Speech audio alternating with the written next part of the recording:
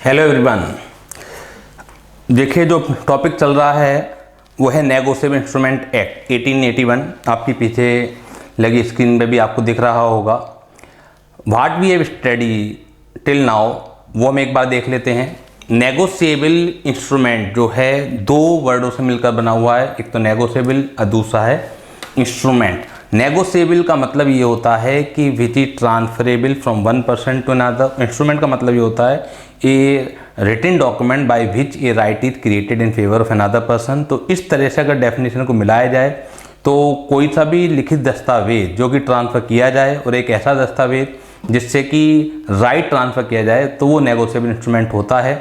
लेकिन इस तरीके की डेफिनेशन से हजारों लाखों तरह के दस्तावेज इस एक्ट में कवर हो जाएंगे। तो गवर्नमेंट नहीं चाहती है कि सारे के सारे दस्तावेज इस एक्ट में कवर्ड हों, तो इसलिए उसने सेक्शन 13 बनाया। सेक्शन 13 में साफ साफ लिख दिया केवल 3 तरह के इंस्ट्रूमेंट ही आपके नेगोशिएबल इंस्ट्रूमेंट एक्ट माने जाएंगे। इस पर्पज के लिए ये एक्ट केवल 3 चीज़ों पर लगेगा: प्रॉमिसरी नोट, चेक और bill of exchange. Bye practice draft हो रहा था, डिमांड ड्राफ्ट हो रहा था, तो वो मैंने आपको बता दिया था।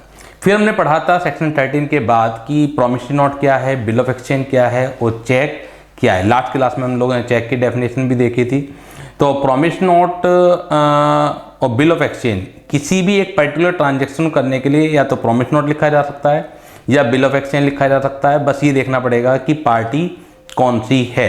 जैसे मैंने आपको एक एग्जाम्पल भी दिया था, दोबारा से हम एग्जाम्पल एक क्रिएट कर लेते हैं कि एक व्यक्ति है, उसने एक दूसरे व्यक्ति को जो गुड्स है सेल किया। इसका नाम है टॉनी, इसका नाम है बॉनी। टॉनी ने बॉनी को जो गुड्स है वो सेल किया। अब इसमें अगर देखा जाए तो डेटर कौन हुआ?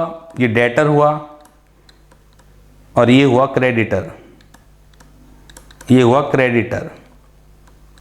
तो अगर डेटर अपने ऊपर, क्योंकि डेटर को क्रेडिटर का पेमेंट करना है, बॉनी को टॉनी का पेमेंट करना है, ठीक है, 3 महीने का क्रेडिट पीरियड तय हुआ कि बॉनी ने बोला कि मैं 3 महीने बाद आपका पेमेंट कर दूंगा।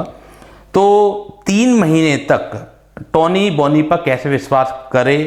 हो सकता है कि 3 महीने बाद बॉनी और टॉनी के संबंध अच्छे ना रहें, बॉनी के मन में लालच आ जाए। तो आपके हाथ में एक लीगल डॉक्यूमेंट होना चाहिए जिसकी वजह से बॉनी आपका पेमेंट कर दे। तो या तो बॉनी अपने ऊपर लिखेगा प्रॉमिसरी नोट, यानी कि बॉनी लिखेगा मैं बॉनी, डेट वगैरह जो बाकी रिक्वायरमेंट है वो सेटिस्फाइड होंगी लिखते वक्त, मैं टॉनी को आज से 3 महीने बाद जो भी गुड्स की वैल्यू है एक अमाउंट सर्टेन होगी वो देने का वचन देता हूँ। या तो ये तरीका होगा, या दूसरा तरीका होगा कि जो टॉनी है बॉनी के ऊपर क्या लिखे, बिल ऑफ एक्सचेंज लिखे, अब बॉनी उसे स्वीकार करे। तो सेम ट्रांजैक्शन है, आप बिल ऑफ एक्सचेंज से भी कंप्लीट कर सकते हैं और आप प्रॉमिसरी नोट से भी कंप्लीट कर सकते हैं। तो इसके बाद हम लोगों ने पढ़ा था चेक। चेक एक तरह का बिल ऑफ एक्सचेंज है जो कि सिर्फ और सिर्फ एक बैंकर पर ही लिखा जा सकता है। बिल ऑफ एक्सचेंज बैंकर के ऊपर भी लिखा जा सकता है और किसी और पर्सन के ऊपर भी लिखा जा सकता है, लेकिन चेक हमेशा जो लिखा जा सकता है वो एक बैंक के ऊपर ही लिखा जा सकता है और हमेशा जो पेबल होगा ऑन डिमांड पेबल होगा। तो आज मैं क्लासिफिकेशन के बारे में भी आपको थोड़ा डिस्कस करूंगा कि कितने तरह के बिल ऑफ एक्सचेंज होते हैं अलग अलग बेसिस पर। वैसे मैंने पिछली क्लास में भी आपको बताया था, बीयरर है, एक टाइम, एक डिमांड है, एक टाइम इंस्ट्रूमेंट है, ठीक है ना। तो ये कुछ डिफरेंसेज हैं जो हम आज की क्लास में उसे पूरा करेंगे। चेक मैंने बता ही दिया था, चेक में सारी की सारी कैरेक्टरिस्टिक बिल ऑफ एक्सचेंज वाली हैं, लास्ट क्लास में मैंने आपको समझाया था। अब उसमें जो आगे की जो डेफिनेशन थी वो थी ट्रंकेटेड चेक और इलेक्ट्रॉनिक चेक। अपने नोट्स निकाल लीजिएगा, नोट्स की काफ़ी जरूरत पड़ेगी। ट्रंकेटेड चेक और इलेक्ट्रॉनिक चेक, ट्रंकेटेड चेक और इलेक्ट्रॉनिक चेक। यहाँ पर हम लोग थे, पेज नंबर स्क्रीन पर आ रहा होगा आपके, पेज नंबर 12.5 पर थे हम लोग।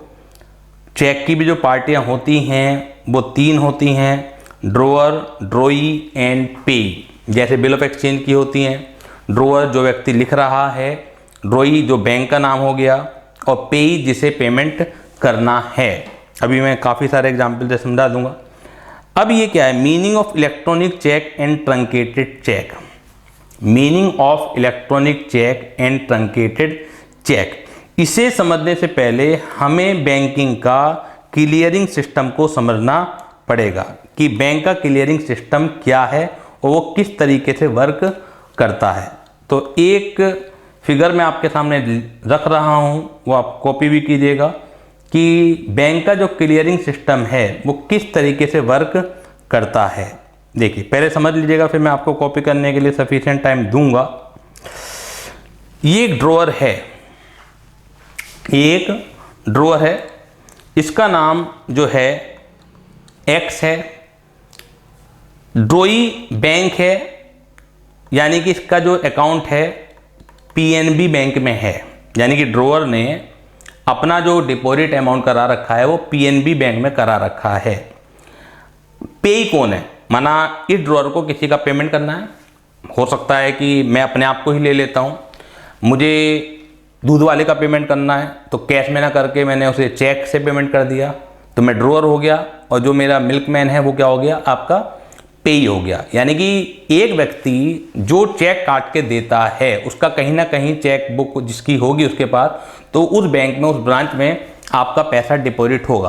और जब आप कैश लेन देन करते हैं तो कैश की जगह अगर चेक से लेन देन करना शुरू कर दें, किसी का पेमेंट करना है तो आप चेक दे सकते हैं, आप अच्छी तरह जानते हैं। तो जिसे आप चेक देंगे वो हो गया पेई, यानी कि इसका नाम हम रख देते हैं वाई। अब ड्रॉअर ने, एक्स ने वाई को चेक दिया। अब इसका तरीका क्या है, वाई डायरेक्टली क्या करे, पीएनबी बैंक में जाए। नॉर्मली आप भी कभी ना कभी आपको चेक मिला होगा या आपने दिया होगा किसी को। पेमेंट लाने का तरीका क्या है, वाई जो है डायरेक्टली पीएनबी बैंक में जाएगा और पीएनबी बैंक में चेक को प्रेजेंट करेगा। पीएनबी बैंक वाले कुछ पूछताछ करेंगे उससे और उसे भुगतान कर देंगे। पीएनबी बैंक वाले देखेंगे कि जो ड्रॉअर का सिग्नेचर है वो सही है या नहीं है, कोई सस्पिशियस ग्राउंड तो नहीं है कि मुझे पेमेंट नहीं करना चाहिए, तो वो सारा का सारा प्रोसीजरल पार्ट है, पीएनबी बैंक वाले पेमेंट कर देंगे। लेकिन एक क्लियरिंग सिस्टम और होता है। क्लियरिंग सिस्टम क्या होता है, आपने कभी क्रॉस चेक का नाम सुना होगा। क्रॉस चेक में क्या होता है, चेक के बाईं तरफ दो पैरेलल लाइन खींच दी जाती हैं, और एक अकाउंट पे चेक का भी नाम सुना होगा। तो इन दोनों में डिफरेंस होता है, मैं समझाऊंगा आपको आगे। ज़्यादातर लोग 90% लोग क्रॉस चेक और अकाउंट पे चेक को एक मानते हैं, जबकि वो है नहीं, उसमें एक लीगल डिफरेंस है, वो हम बाद में समझ लेंगे। तो अगर आपने क्रॉस कर रखा है चेक, यानी कि जब ड्रॉअर ने पेई को चेक दिया लेकिन वो क्रॉस करके दिया, तो क्रॉस चेक ओपन चेक के मुकाबले ज़्यादा सेफ होता है। ओपन चेक का मतलब क्या होता है, जब विदाउट क्रॉसिंग है तो ओपन चेक हो गया और आप जाके सीधे बैंक में जाओगे और पेमेंट आपको मिल जाएगा। इसे ओपन चेक का पेमेंट मेथड कहते हैं। क्रॉस चेक में क्या होगा कि जब आप पेई को देंगे तो पेई सीधे बैंक में नहीं जा सकता है, ये मना है। क्रॉस चेक का भुगतान सीधे कस्टमर को नहीं हो सकता।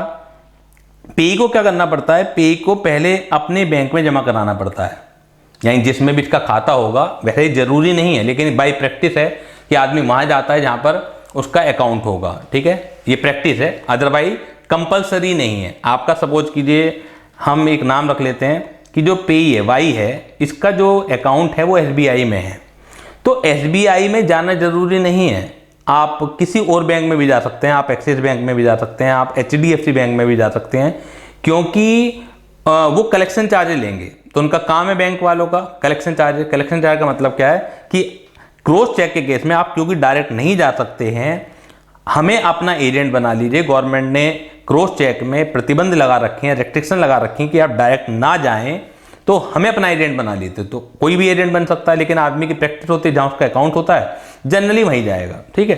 तो पेई जो वाई है मेरे एग्जाम्पल में, तो वो प्रेजेंटिंग बैंक के पास गया, यानी कि एसबीआई के पास गया।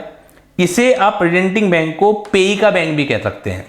इसे आप प्रेजेंटिंग बैंक को क्या कह सकते हैं, पेज बैंक, यानी कि पेई का बैंक, क्योंकि कई जगह ये वर्ड यूज हो जाएगा, कई जगह प्रेजेंटिंग बैंक यूज हो जाएगा, तो आपको टर्मिनोलॉजी पता होनी चाहिए। इसी तरह से जो पीएनबी बैंक है, इसका नाम होता है ड्रोई बैंक। ड्रोई यानी कि जिसके ऊपर आपने लिखा, जैसे बिल ऑफ एक्सचेंज में भी ड्रोई कौन होता है, जिसे पेमेंट देना है, तो पीएनबी बैंक को ड्रोअर का यानी कि एक्स का पेमेंट देना है तो ड्रोई बैंक। या इन अदर वर्ड्स इसे और क्या कह सकते हैं, ड्रोअर्स बैंक, यानी ड्रोअर का बैंक, ड्रोअर्स बैंक भी कह सकते हैं। तो आपको पता होना चाहिए कि हम किसके बारे में बात कर रहे हैं। जब आगे की लैंग्वेज आएगी तो उसमें कहीं ड्रोअर्स बैंक होगा, कहीं ड्रोई बैंक होगा, तो बार बार आपको दिक्कत ना पड़े, तो मैंने आज यहाँ क्लियर कर दिया। अब प्रेजेंटिंग बैंक या पेज बैंक एक ही बात है। तो जो पेई है, यानी कि मेरे एग्जाम्पल में वाई है, वो एसबीआई के पास जाएगा कि देखिए क्रॉस चेक है, मुझे मना है कि मैं पीएनबी बैंक के पास डायरेक्टली नहीं जा सकता हूँ, ठीक है। तो आप मेरे बिहाफ पर जो है कलेक्ट कीजिए, आप मेरे बिहाफ पर कलेक्ट कीजिए। अब इसका जो सिस्टम है, प्रेजेंटिंग बैंक क्या है, हर शहर में, हर एक कस्बे में, जिले में, जो भी सिस्टम गवर्नमेंट ने बना रखा होगा, एक क्लियरिंग हाउस बनाया जाता है, एक क्लियरिंग हाउस बनाया जाता है। जैसा कि आपकी स्क्रीन पर दिख रहा होगा, बीच में क्लियरिंग हाउस है, क्योंकि जो एसबीआई बैंक है वो भी डायरेक्टली पीएनबी बैंक के पास नहीं जा सकता है। आप ये सोचिए, मैं तो एक एग्जांपल दे रहा हूं, किसी भी शहर की बात ले लीजिए, आप दिल्ली शहर की बात ले लीजिए, लाखों करोड़ों चेक हर एक ब्रांच में, अगर हम इन एग्रीगेट करें, दिल्ली में जितने भी ब्रांचेज हैं अलग अलग, चाहे प्राइवेट हैं चाहे आपके सरकारी बैंक हैं, तो बहुत सारे चेक जो है रोजाना कलेक्ट करने के लिए आते होंगे, ठीक है। तो वो जो भी प्रेजेंटिंग बैंक है, किसी का एसबीआई होगा, किसी का पीएनबी होगा, किसी का एक्सिस बैंक होगा, किसी एचडीएफसी होगा, वो सारे के सारे जो प्रेजेंटिंग बैंक हैं वो क्लियरिंग हाउस के पास आते हैं। अब क्लियरिंग हाउस का काम क्या होता है, उन चेकों को अलग अलग करता है। जैसे मेरे एग्जाम्पल में एसबीआई वाले चेक को अलग करेगा, उसे पता है कि पीएनबी बैंक का चेक है, तो ये पीएनबी बैंक के पास पहुंचा देगा। अब पीएनबी बैंक क्या चेक करेगा, ड्रॉअर के सिग्नेचर चेक करेगा, ड्रॉअर के सिग्नेचर चेक करेगा, रकम चेक करेगा कि ड्रॉअर के खाते में प्रॉपर रकम है या नहीं है, ठीक है। ये सारी चीज चेक करके जो पीएनबी बैंक है रकम जो है क्लियरिंग हाउस को लौटा देगा, क्लियरिंग हाउस एसबीआई को लौटाएगा, और एसबीआई जो है वाई के खाते में जमा करा देगा या वाई को पेमेंट कर देगा। इसे कहा जाता है क्लियरिंग सिस्टम, क्रॉस चेक का क्लियरिंग सिस्टम, कि किस तरीके से ये क्लियर होता है चेक। अब आप ये देखिए कितनी लंबी साइकिल है, बहुत ज़्यादा समय लग जाता है। ड्रॉअर ने पेई को चेक दिया, इस फिजिकल चेक को प्रेजेंट किया जाएगा, ठीक है। ये एक चेक की बात कर रहा हूँ, लेकिन किसी भी शहर की बात कर लें तो लाखों चेक डेली बेसिस पर होते हैं। प्रेजेंटिंग बैंक का एक आदमी क्लियरिंग हाउस जाएगा, क्लियरिंग हाउस का एक आदमी ड्रॉई बैंक के पास जाएगा। कितना रिस्क इन्वॉल्व है और कितनी मैन पावर इन्वॉल्व है, और जबकि आज की तारीख में इतना साइंटिफिक युग है, तो मैन पावर को हमें कम से कम करना है और अपने जो सिस्टम है उससे गति प्रदान करनी है, यानी कि फास्ट हो। और फास्ट हो सकता है कंप्यूटराइज मोड से ही। अगर आप फिजिकल इन्वॉल्वमेंट में रहे तो कभी भी फास्ट काम पॉसिबल नहीं है। प्रेजेंटिंग बैंक अपने आदमी भेजेगा, ठीक है, मैन पावर प्रेजेंटिंग बैंक की बढ़ी, क्लियरिंग हाउस के पास आया, क्लियरिंग हाउस उन सब चीज़ों को अलग अलग छांटेगा। आप सोचिए कितना बड़ा काम है, उस वहाँ मैन पावर की जरूरत पड़ेगी। इसी तरह से जब क्लियरिंग हाउस अलग अलग ब्रांच के, ये तो मैंने एक एग्जाम्पल ले रहा हूँ, पीएनबी का है, कुछ किसी बैंक के होंगे, कुछ किसी बैंक के होंगे, और बैंक में भी ब्रांच वाइज। आप खुद सोचिए कि आपका अकाउंट जिस ब्रांच में होता है, एक ही शहर में एसबीआई की भी 100 ब्रांचें हो सकती हैं, तो क्या आप किसी भी ब्रांच से जाके पेमेंट ला सकते हैं? ब्रांच वाइज आपका अकाउंट होगा, तो जिस ब्रांच में है उसी ब्रांच में आप जाएंगे। तो क्लियरिंग हाउस भी ब्रांच वाइज उस सब बैंकों का अलग अलग भेजेगा। तो कितना बड़ा काम है। तो आज की तारीख में मॉडर्न युग है, तो कंप्यूटर सिस्टम से हर चीज हो सकती है। तो होता क्या है कि ड्रॉअर जब फिजिकल चेक देता है पेई को, पेई प्रेजेंटिंग बैंक के पास जाता है। प्रेजेंटिंग बैंक के पास क्या सुविधा होती है कि उस फिजिकल चेक को वो स्कैन कर लेता है। स्कैन आप अच्छी तरह समझते हैं, यानी कि उसकी एक फोटो स्टेट इमेज अपने कंप्यूटर में स्टोर कर लेता है, वो सभी की करेगा। अगर प्रेजेंटिंग बैंक के पास ये सुविधा नहीं है तो क्लियरिंग हाउस कर सकता है, डेफिनेशन में जो लिखी हुई है बात। जबकि प्रैक्टिकली हर बैंक, हर ब्रांच के पास आज की तारीख में सुविधा मौजूद है। तो प्रैक्टिकली तो प्रेजेंटिंग बैंक ही क्या कर लेगा, उसकी एक फोटो कॉपी की इमेज को है क्रिएट करेगा, और फिर वो फोटो कॉपी की जो इमेज है वो क्लियरिंग हाउस के पास जाएगी। क्लियरिंग हाउस उस फोटो कॉपी की इमेज को ड्रॉई बैंक के पास भेजेगा, और ड्रॉई बैंक उस फोटो कॉपी इमेज को देखते हुए ये देखेगा कि पेमेंट होना चाहिए नहीं होना चाहिए, ड्रॉअर के सिग्नेचर सही हैं, पेमेंट पूरा है या नहीं है। तो वो ऑनलाइन ही क्लियरिंग हाउस को पेमेंट कर देगा, क्लियरिंग हाउस ऑनलाइन ही प्रेजेंटिंग बैंक को कर देगी और प्रेजेंटिंग बैंक पेमेंट कर देगा पेई को। आज की तारीख में ये है। अब दो टर्मोलॉजी इसमें आ रही हैं, ट्रंकेटेड चेक और इलेक्ट्रॉनिक चेक। बच्चे बहुत रटते हैं, टीचर काफ़ी रटाते हैं, ये ट्रंकेटेड चेक क्या है, इलेक्ट्रॉनिक चेक क्या है। कुछ नहीं है, आप समझिए, जब हम डेफिनेशन पढ़ेंगे तो बहुत आराम से क्लियर हो जाएगा। ट्रंकेटेड का जो शाब्दिक अर्थ है, आप डिक्शनरी में देखें, कोई लीगल मीनिंग है ही नहीं। ट्रंकेटेड चेक का मतलब होता है फाड़ दिया गया, ठीक है। और इलेक्ट्रॉनिक चेक नाम से पता लग रहा है, स्कैन्ड चेक। होता क्या है, जब ड्रॉअर पेई को फिजिकल चेक देता है और पेई फिजिकल चेक प्रेजेंटिंग बैंक को देता है, तो प्रेजेंटिंग बैंक उसकी स्कैन कर लेता है। जो स्कैन कॉपी है उसे तो कहा जाता है इलेक्ट्रॉनिक चेक। और क्योंकि डबल डबल पेमेंट के लिए ना पहुंच जाए, ऐसा ना हो कि इलेक्ट्रॉनिक तरीके से भी ड्रॉइंग बैंक के पास चला जाए और फिजिकल कॉपी भी चली जाए, तो जैसे ही इलेक्ट्रॉनिक इमेज को जनरेट किया जाता है फिजिकल चेक को तो उस फिजिकल चेक को फाड़ दिया जाता है और उस फटे हुए चेक को, जो कूड़ा है, उस फटे हुए चेक को कहा जाता है ट्रंकेटेड चेक। और जो स्कैन कॉपी है उसे कहा जाता है इलेक्ट्रॉनिक चेक। तो अब मेरे साथ आप डेफिनेशन देखिएगा, आपको समझ में आएगी कि डेफिनेशन में क्या कहने की कोशिश की गई है। तो आपने खोल लिए होंगे अपने नोट्स, फटाफट देखिएगा। Meaning of electronic cheque and truncated cheque. Meaning of truncated cheque, a truncated cheque means a cheque. Truncated cheque क्या है? एक तरीके का चेक है। Truncated cheque means a cheque which is truncated. Truncated का मतलब आप समझिए फाड़ दिया गया, जो फिजिकल चेक आपने टुकड़े टुकड़े कर दिया। ए truncated cheque means a check, एक चेक है जो कि फाड़ दिया गया, विच is truncated during the course of clearing cycle. तो क्लियरिंग साइकिल मैंने भी आपको समझाई है कि क्लियरिंग साइकिल कैसे कहते हैं। Either by the clearing house, जो बीच में एक बिल्डिंग खड़ी थी, either by the clearing house और बैंक बाय द पेइंग और रिसीविंग पेमेंट। जबकि मैंने बताया कि तीन हो गया, एक तो प्रेजेंटिंग बैंक हो गया, एक ड्रॉइंग बैंक हो गया और एक क्लियरिंग हाउस हो गया। तीनों में से डेफिनेशन के हिसाब से कोई भी फाड़ सकता है, क्योंकि जिस समय डेफिनेशन बनी थी उस समय सारी ब्रांचेस के पास ये सिस्टम मौजूद नहीं था, तो डेफिनेशन उन्होंने बना दी। लेकिन आज की तारीख में ईच एंड एवरी ब्रांच के पास ये सिस्टम मौजूद है। तो पहली जो स्टेज होगी प्रेजेंटिंग बैंक की, वहीं उस चेक को फाड़ दिया जाएगा और बाद में उसका फिजिकल मूवमेंट ना होकर इलेक्ट्रॉनिक मूवमेंट होगा। तो आगे देखिएगा, immediately on generation of the electronic cheque, जैसे ही उसका इलेक्ट्रॉनिक इमेज जनरेट की जाती है, स्कैन किया जाता है, तो वैसे ही ये चेक जो फिजिकल चेक है तो फाड़ दिया जाता है। क्यों फाड़ दिया जाता है और क्यों इलेक्ट्रॉनिक चेक जगह बनाई जाती है? For transmission substituting the further physical movement of check in writing. तो जो आपने चेक इन राइटिंग दिया है उसके फिजिकल मूवमेंट को रोकने के लिए उसकी जगह आपका इलेक्ट्रॉनिक चेक जाए, इस वजह से वो चेक जो है फाड़ दिया जाता है। इस चीज को कहा जाता है ट्रंकेटेड चेक।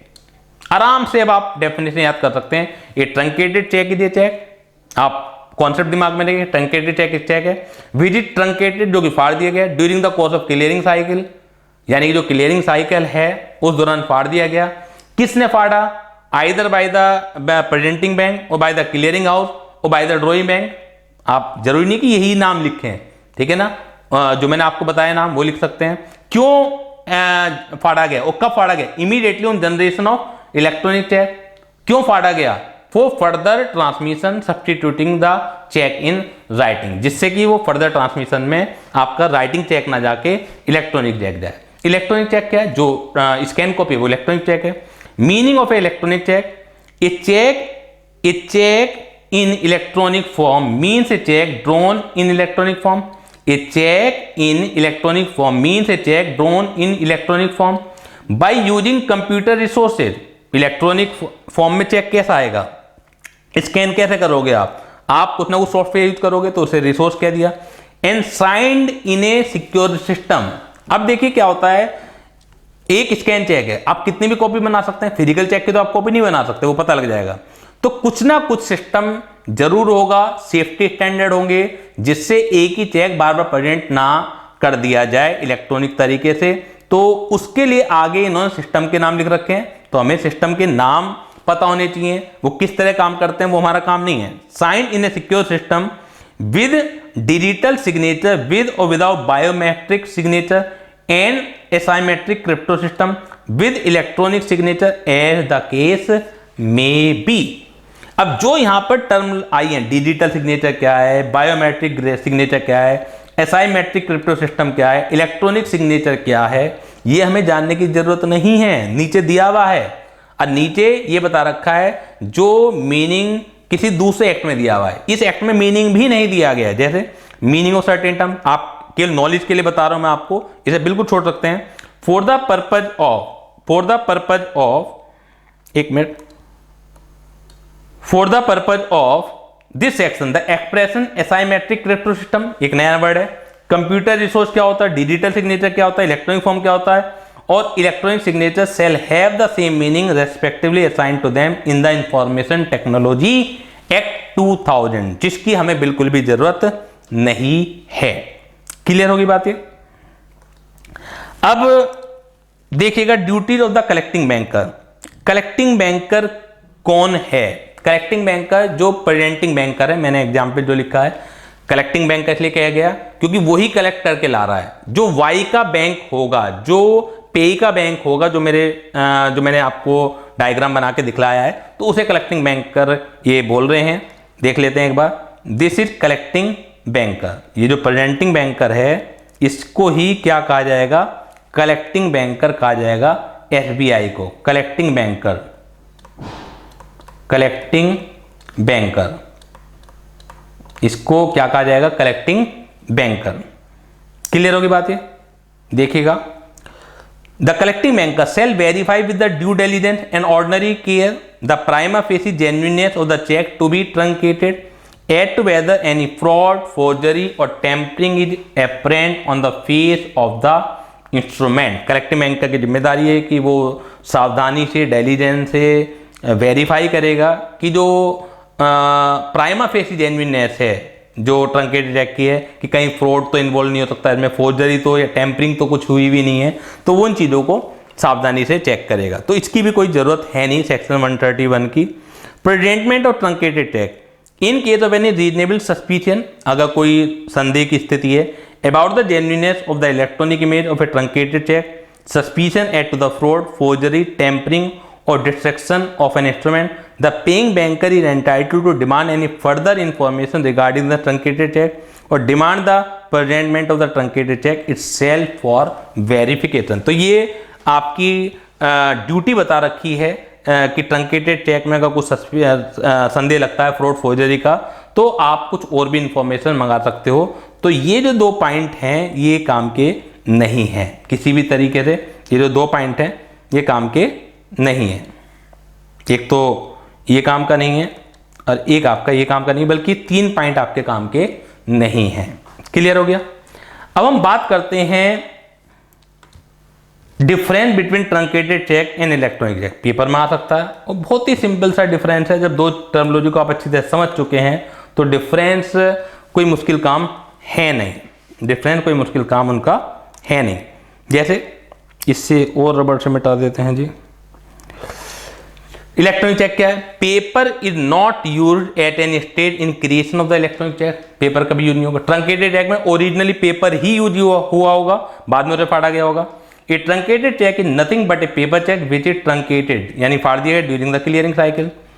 इलेक्ट्रॉनिक चेक में डिजिटल सिग्नेचर की जरूरत पड़ेगी और ट्रंकेटेड चेक में ओरिजिनली राइटिंग से ही सिग्नेचर हुए होंगे। Digital signature must be used to create an electronic image of the check. Thus, an electronic check contains digital signature. Truncated check, the paper check which is afterward truncated contains no digital signature. The signature in ink जो original होगा appears on the truncated check. Electronic check में original writing electronic form में होगी और truncated check में original writing ink form में होगी, pen से होगी। तो electronic check the original writing of an electronic check is in electronic form, और ट्रंकेटेड चेक में the original writing of a truncated check is on paper duly signed in ink. After the paper check is converted into electronic form, it is truncated and thus it becomes a truncated check. Clear हो गया? तो हमने 3 चीजें जो परिभाषाएं थी वो खत्म कर ली हैं।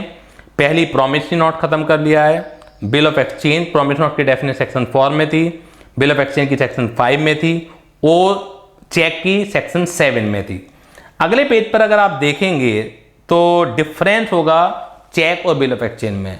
ज़्यादातर चीज़ें जो चेक में वो बिल ऑफ एक्सचेंज में ही है, क्योंकि चेक एक तरह का बिल ऑफ एक्सचेंज है। फिर भी कुछ डिफरेंस है, 2 डिफरेंस हम ऑटोमेटिकली पता लगा सकते हैं कि चेक हमेशा डिमांड होगा, बिल ऑफ एक्सचेंज डिमांड भी हो सकता है, टाइम इंस्ट्रूमेंट भी हो सकता है। अब आप कंफ्यूज हो रहे होंगे बार बार से ये डिमांड टाइम इंस्ट्रूमेंट क्या है, वो अभी मैं बता देता हूं। बिल ऑफ एक्सचेंज बैंकर के ऊपर भी लिखा जा सकता है और किसी नॉर्मल पर्सन आप और हमारे ऊपर भी लिखा जा सकता है। चेक हमेशा बैंकर के ऊपर ही लिखा जाएगा, किसी ना किसी बैंक के ऊपर ही लिखा जाएगा, आप और हमारे ऊपर नहीं लिखा जाएगा। क्लियर हो गई बात? ये डिफरेंस हम बाद में पढ़ेंगे, क्योंकि और भी डिफरेंसेज हैं। 2 डिफरेंस तो मैंने क्लियर कर दिए, 1-2 डिफरेंस और भी आपको चलो समझ में आ सकते हैं। लेकिन जो बाकी डिफरेंस है, जब हम थोड़ा सा आगे बढ़ेंगे फीचर्स में नेगोशिएबल इंस्ट्रूमेंट के, कुछ कॉमन सी बातें क्या है, नेगोशिएबल इंस्ट्रूमेंट क्यों बना है, किस तरह लायबिलिटी आती है एक दूसरे व्यक्ति की, तो हम जब उसमें बढ़ेंगे तब वो डिफरेंस आपको क्लियर होने स्टार्ट हो जाएंगे। अब मैं आपको जो बार बार टर्मिनोलॉजी में यूज कर लेता हूं कि टाइम इंस्ट्रूमेंट है, बियरर है, डिमांड है, ये क्या है और किस बेसिस पर ये डिफरेंस किया जाता है, उसे लिखने की तैयारी कीजिए मेरे साथ। तो उसे लिखते हैं क्लासिफिकेशन। अब हम पार्ट करेंगे, क्लासिफिकेशन वाला पार्ट करेंगे। इसे खत्म कर देते हैं। Classification of negotiable instrument. हम आते हैं classification of negotiable instrument.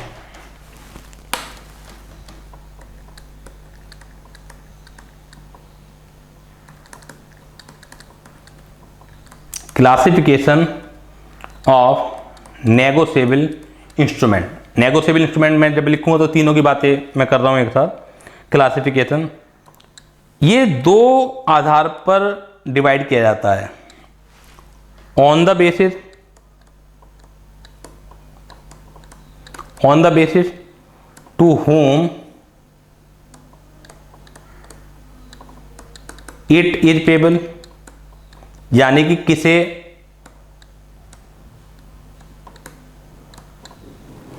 Payment किया जाएगा, और ऑन द बेसिस व्हेन, यानी कब, इट इज पेबल, यानी कि कब ये पेमेंट किया जाएगा। अब एक एक चीज की हम बात करते हैं कि किसे पेमेंट किया जाएगा, इसके आधार पर हम बात करें तो कितने तरह के इंस्ट्रूमेंट होते हैं, वो कब ये पेमेंट किया जाएगा इसके आधार पर हम बात करें तो कितने तरह के होते हैं। पहले आप ये कॉपी कर लीजिएगा, फिर मैं पेज टर्न अप करूंगा तो उससे हम बात करेंगे।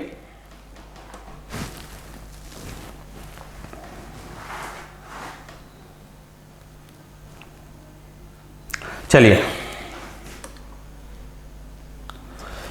हम पहली बात करते हैं on the basis to whom it is payable, यानी कि किसे पेमेंट किया जाना है, ये आधार अलग है। इसके आधार पर 2 होते हैं, ऑर्डर इंस्ट्रूमेंट और एक होता है बियरर इंस्ट्रूमेंट। ये बार बार वर्ड आएंगे इसलिए लिखना जरूरी है आपको।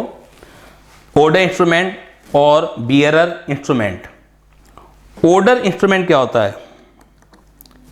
ऑर्डर इंस्ट्रूमेंट क्या होता है? It is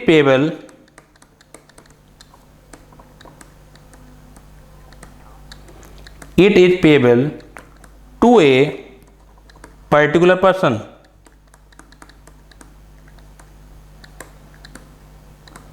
it is payable to a particular person or the order of a particular person।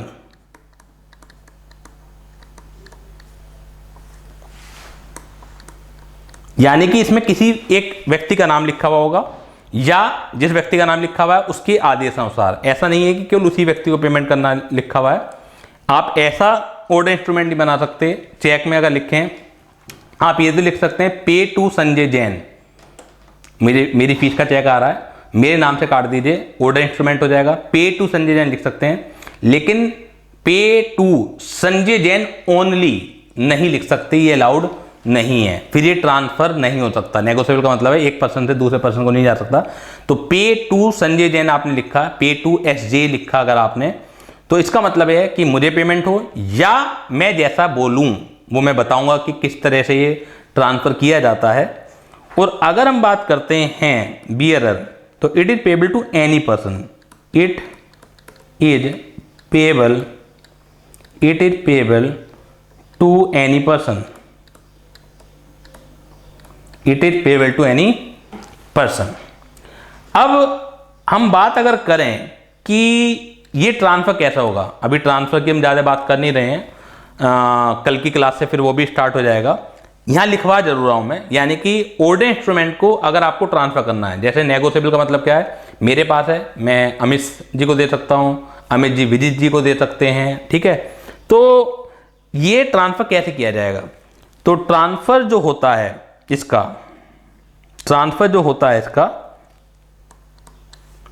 Transfer by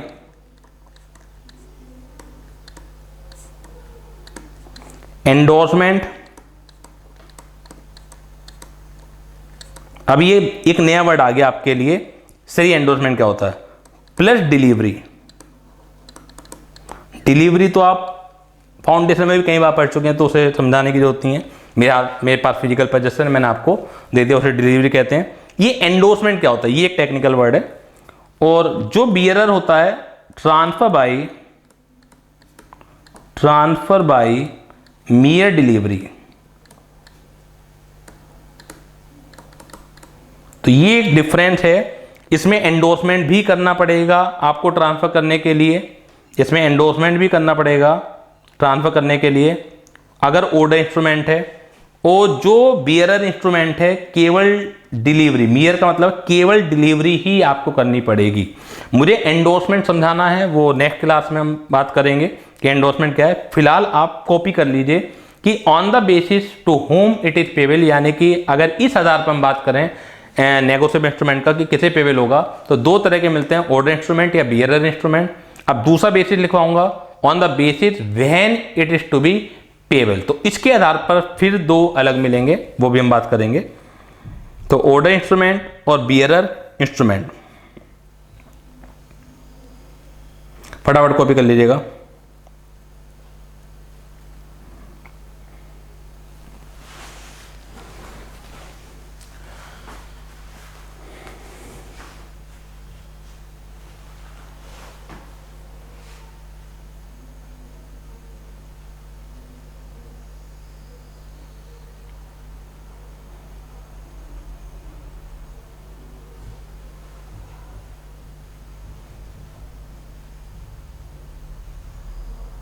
चलिए आगे बढ़ते हैं। अब हम बात करते हैं on the basis of when it is to be payable. ये कब पेबल होगा, अगर इस आधार पर हम बात करें तो इसके आधार पर दो तरह के हैं, एक तो है टाइम इंस्ट्रूमेंट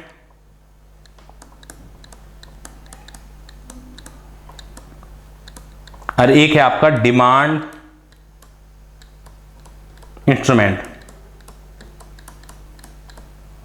एक तो होगा टाइम इंस्ट्रूमेंट और एक होगा आपका डिमांड इंस्ट्रूमेंट। टाइम इंस्ट्रूमेंट में किस किस तरीके से पॉसिबल है वो भी हम बात कर लेते हैं। टाइम इंस्ट्रूमेंट पहले यहां तक को भी कर लीजिएगा कि टाइम इंस्ट्रूमेंट किस किस तरह से पॉसिबल है। या तो लिखा होगा after a fixed period,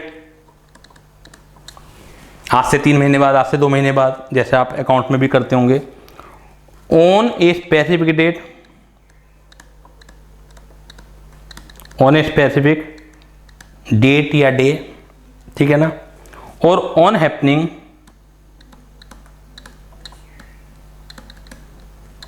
of certain event.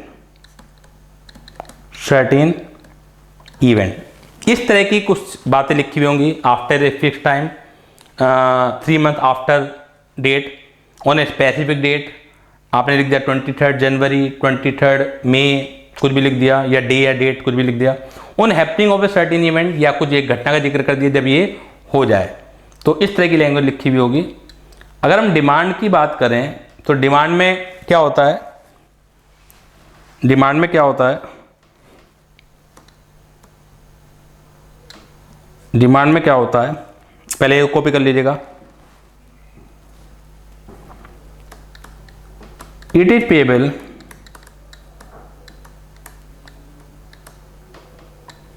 Immediately, यानी जैसे ही डिमांड की जाएगी, जैसे ही प्रस्तुत किया जाएगा, प्रेजेंट किया जाएगा, तो वैसे ही इसका पेमेंट करना पड़ेगा।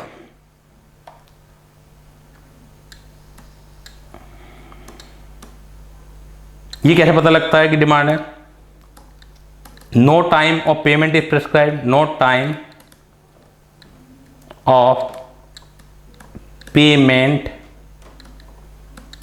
इज गिवन, कि कोई आपका पेमेंट का टाइम नहीं दिया जाता इसमें, no time of payment is given, या मतलब पेमेंट का टाइम नहीं है तो ऑटोमेटिकली समझ सकते हैं, या स्पेसिफिकली ये लिख दिया जाए कि it is payable on demand, या एक्सप्रेसली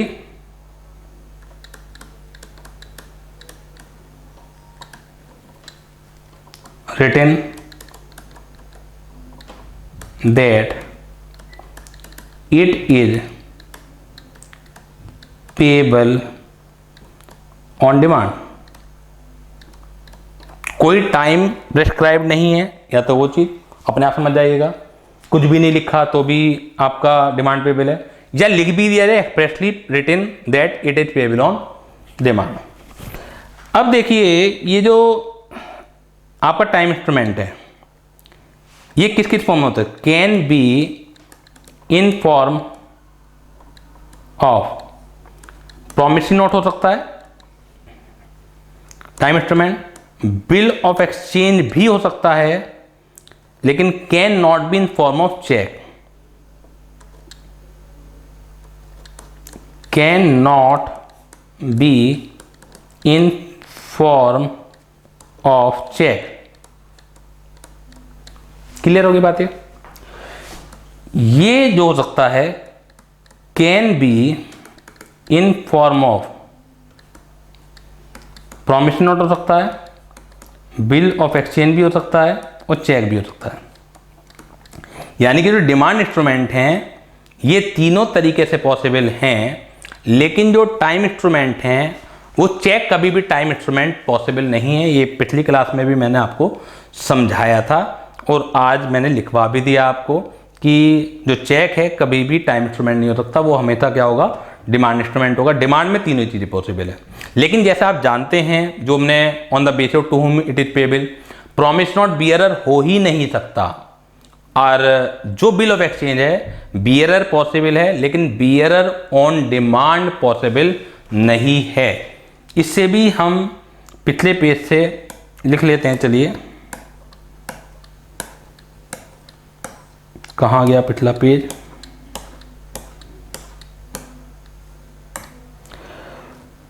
जब हम यहाँ लिख रहे हैं तो ऑर्डर इंस्ट्रूमेंट और बियरर इंस्ट्रूमेंट यहाँ लिखा है, कुछ नोट डाल लेते हैं।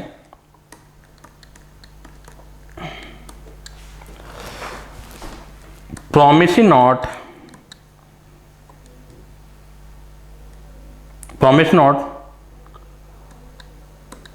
Is not in bearer form, यानी प्रॉमिस नोट कभी भी बियरर हो नहीं सकता। Second, bill of exchange can be bearer, but it can not B bearer on demand. यानी कि जो बिल ऑफ एक्सचेंज है, खाली बियरर तो हो सकता है, प्रॉमिस नोट तो बियरर पॉसिबल ही नहीं है, हमेशा ऑर्डर ही बनाना पड़ेगा आपको। देखिए ये दो अलग अलग करेक्टरिस्टिक्स हैं। जैसे एक इंसान की बात करें हम, अंतर कर सकते हैं उसके बालों के कलर के आधार पर, उसकी नॉलेज के आधार पर, उसकी स्किन कलर के आधार पर। तो एक व्यक्ति में बालों का कलर भी पाया जाएगा, स्किन कलर भी पाया जाएगा, आंखों का कलर भी पाया जाएगा। तो ऐसे ही नेगोशिएबल इंस्ट्रूमेंट में ऑर्डर या बियरर में से एक होगी, और साथ के साथ टाइम इंस्ट्रूमेंट या डिमांड इंस्ट्रूमेंट में से करेक्टरिस्टिक्स होगी, क्योंकि दोनों के बेसिस अलग अलग है। तो मैं बात कर रहा हूं आपसे कि जो प्रॉमिस नोट है वो बियरर पॉसिबल ही नहीं है, यानी कि प्रॉमिस नोट सिर्फ और सिर्फ ऑर्डर इंस्ट्रूमेंट ही पॉसिबल है। और जहां तक बिल ऑफ एक्सचेंज की बात है तो वो बियरर हो सकता है, लेकिन बियरर के साथ जो दूसरी कैरेक्टरिस्टिक्स है वो डिमांड वाली नहीं होनी चाहिए, फिर टाइम इंस्ट्रूमेंट होना चाहिए। और अगर बिल ऑफ एक्सचेंज ऑर्डर है तो ऑर्डर के साथ आप उसमें टाइम इंस्ट्रूमेंट भी जोड़ सकते हैं और उसमें डिमांड इंस्ट्रूमेंट भी जोड़ सकते हैं। क्लियर होगी बात ये? तो ये भी दो बातें लिख ली आपने, फिर मैं उस पेज पर भी ले जाता हूँ, अगर किसी बच्चे का कुछ रह रहा होगा तो वो भी वहां से कॉपी हो जाएगा आपका। Promise note is not possible in bearer form, is not in bearer form, is not possible, लिखना चाहो पॉसिबल भी लिख लीजिएगा। Promise note is not possible in bearer form. Promise note तो बियरर फॉर्म में हो ही नहीं सकता। जो आपका बिल ऑफ एक्सचेंज है वो बियरर हो सकता है, लेकिन वो बियरर ऑन डिमांड नहीं हो सकता। यानी कि if bill of exchange is in bearer form then it must be a time instrument. Clear? ये भी आपने कॉपी कर लिया होगा, जो रह रहा है तो आप कॉपी कर लीजिए, फिर हम आगे बढ़ते हैं।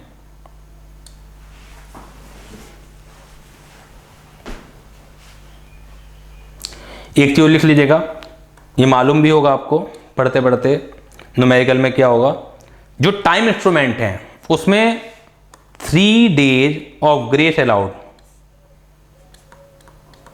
जो हम मैच्योरिटी डेट जब निकालते हैं, क्योंकि इससे अगला जो टॉपिक मैं सीधे वही पढ़ाने वाला हूं, तो मैच्योरिटी डेट निकालते वक्त जो भी पीरियड आएगा हमारा 3 महीने जोड़ने के बाद, या एक पर्टिकुलर डेट को अगर स्पेसिफिक है, जो भी डेट आएगी उसमें मैच्योरिटी डेट जब निकालेंगे तो 3 days of grace is allowed. यानी कि उसकी मैच्योरिटी डेट तभी निकलेगी जब उसमें 3 दिन आप ग्रेस ऑफ डेट जोड़ देंगे। जो डिमांड है no grace period is allowed, no grace period is allowed. कुछ बच्चों को पता होगा और जिन्हें नहीं मालूम है वो समझ लीजिए। कभी आप सोचने लगे कि हर एक जगह 3 दिन जुड़ जाते हैं। अगर डिमांड इंस्ट्रूमेंट है तो 3 दिन डेज ऑफ ग्रेस के अलाउड नहीं है, और अगर टाइम इंस्ट्रूमेंट है तो 3 days of grace period is allowed. 3 दिन डेज ऑफ ग्रेस के अलाउड होते हैं। क्लियर?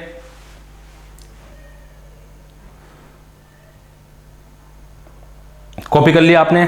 आप लोगों ने भी कॉपी कर लिया? आप लोगों ने? ठीक है।